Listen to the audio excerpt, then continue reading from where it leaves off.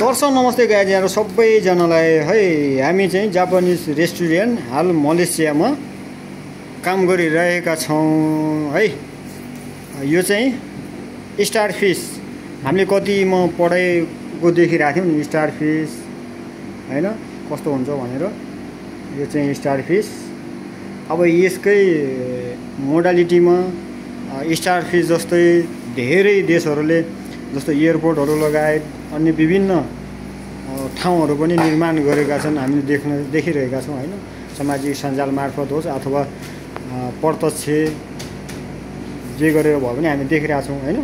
Star fees यो प्रायः अब समुद्री ठाउँतिर पाइने भएको हुनाले अब नेपालमा त हुने कुरो भएन हैन।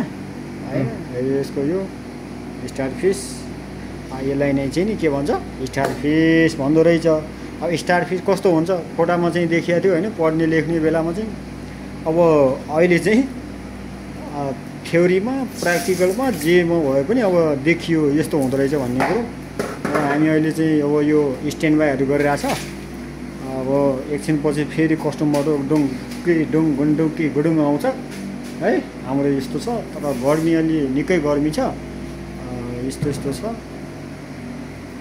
हो। जापानिज सुसी हट मलेसियामा छौँ हामी यति बेला है गाइज।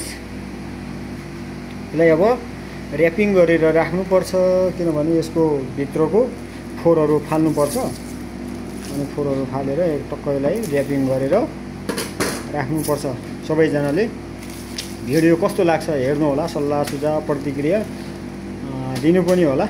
यसलाई यहाँ ऱ्यापिङ गरेर टक्कै यसलाई हामी फ्रिजभित्र राख्छौँ केही समयको लागि। भन्नाले पनि 1 दिन या 2 दिन जब यो एकदम आइस हुन्छ अनि तब मात्रै यसलाई अर्को ठाउँमा राख्छौँ। अनि अर्डर जति बेला अर्डर आउँछ त्यसलाई त्यति बेला निकालेर हामी अर्डरको रूपमा कस्टमरलाई दिने गर्छौँ हैन।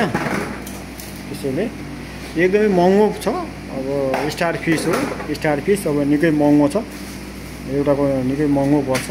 अब नेपालको कुरै नगरौँ, नेपालमा त एउटाको झन्डै 1 पिसको 800, 900, 1000 रुपियाँ जति पर्छ। यो स्टार फिस ऱ्यापिङ भइसकेको छ। यो ऱ्यापिङ भयो। अनि यसलाई ऱ्यापिङ गरेर हामी टक्कै राख्छौँ, फ्रिजभित्र राख्छौँ हामी यसलाई है त। टक्क लगेर यसलाई यसो टक्कै फ्रिजभित्र राखिन्छ है। फ्रिज भयो। यहाँको सामानलाई अर्को ठाउँमा सिफ्ट गर्नुपर्छ। हाम्रो सामानहरू भयो यहाँ राख्यो, यसलाई यहाँ राख्यो, यसलाई फ्रिजभित्र राख्यो। अलि कन्ट्रोल भयो जस्तो लाग्यो यार।